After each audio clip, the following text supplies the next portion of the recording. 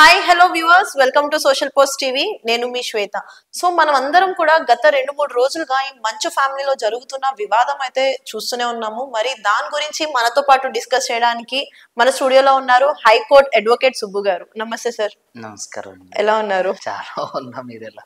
బాగున్నాను sir. So ఇందాక నేను చెప్పినట్టు గత 2-3 రోజుల నుంచి ఈ గొడవ ఏదైతే ఉందో చాలా ట్రెండింగ్ నడుస్తుంది. మొత్తం అన్ని ఛానల్స్ వాళ్ళు కూడా కవరేజ్ చేయడం, ఇంకా ట్రెండ్ నడుస్తుంది కదా ఆబ్వియస్లీ. సో అసలు పాయింట్ కి వస్తే మోహన్ బాబు గారి ఇంట్లో జరిగిన గొడవ ఏంటండి వాస్తవానికి? అయితే మొట్టమొదటిగా మనం ఈ విషయం గురించి చర్చించుకోవాలంటే first of all I support with Mohan Babu గారు.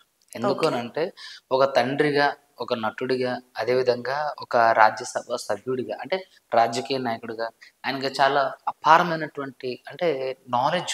అదేవిధంగా అతను ఏంటంటే ఒక బాధ్యత గల తండ్రిగా తను ఏదైతే బేసిస్ అంటే తను ఏదైతే ఎథిక్స్ నమ్ముకున్నా దాని ప్రకారమే పిల్లలకి ఏదైతే చేయాలో అది ప్రతి ఒక్కరి ఇంట్లోనే ఉంటుందండి. గొడవ అనేది ప్రతి ఒక్కరి ఇంట్లోనే సర్వసాధారణంగా.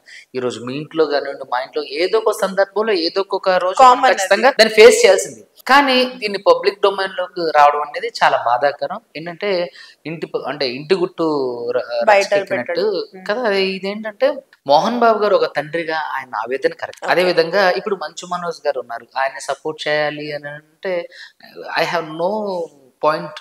నాకు ఆయన సపోర్ట్ చేయడానికి కానీ అతను నిజమే ఓకే ఇది కరెక్ట్ అని అనడానికి నాకు ఏ కోణంలోనూ కూడా మనోజ్ గారి విషయంలో ఎస్పెషల్లీ ఈ విషయంలో ఆయన వ్యక్తిగతంగా చాలా మంచివాడు. మీరు చూస్తున్నట్టయితే చాలా విషయాల్లో ఆయన అంటే తన సోషల్ బాధ్యత అంటే సామాజిక బాధ్యతగా చాలా అంశాలపైన మాట్లాడుతుంటారు.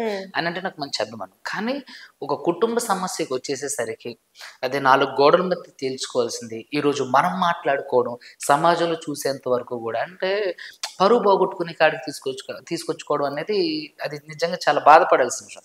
ఒక మంచి ఫ్యామిలీలో ఉండి ఇలాంటి ఒక వివాదం అనేది నిజంగా విచారకరం. సో ఇలాంటి సందర్భంలో ఖచ్చితంగా పిల్లలు తప్పు చేస్తారనేది నా ఉద్దేశం. తండ్రి అయినా సరే ఇంకొకరు ఎవరైనా సరే ఒక పెద్ద తలకే ఉన్నప్పుడు వాళ్ళు ఎప్పుడు కూడా వాళ్ళ కుటుంబం గురించి వాళ్ళ పిల్లల గురించి కరెక్ట్ గానే ఆలోచిస్తారనేది నా ఉద్దేశం.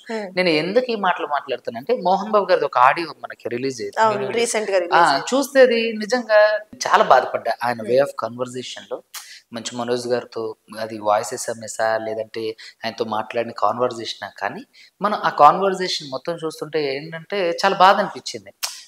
నీకోసం నేను ఏం చేశాను, నీకోసం నేను ఎలా పెంచా, ఇలాంటి కాన్వర్జేషన్ ఒక తండ్రిగా నిజంగా ఇది తీరని శోకం ఎవరికైనా సరే. సో కాబట్టి ఇలాంటి అంశాల్లో I stand with Mohan Babu గారు. అలాంటి వ్యక్తికి నిజంగా ఇలాంటి ఒక బాధ రావడం అనేది బాధాకరం. సమాజంలో గౌరవప్రదంగా ఉన్నటువంటి వ్యక్తి ఒక్కసారిగా అంటే మీడియా ఇలా డీఫ్రేమ్ చేసిందా లేదంటే మీడియా కావాలని ఇలా చేసిందా పక్కన పెడితే ఒక వ్యక్తి పబ్లిక్ డొమైన్లో ఇలా నవ్వులు పాలవడం అనేది నిజంగా బాధాకరమైన విషయం, విచారించాల్సిన విషయం.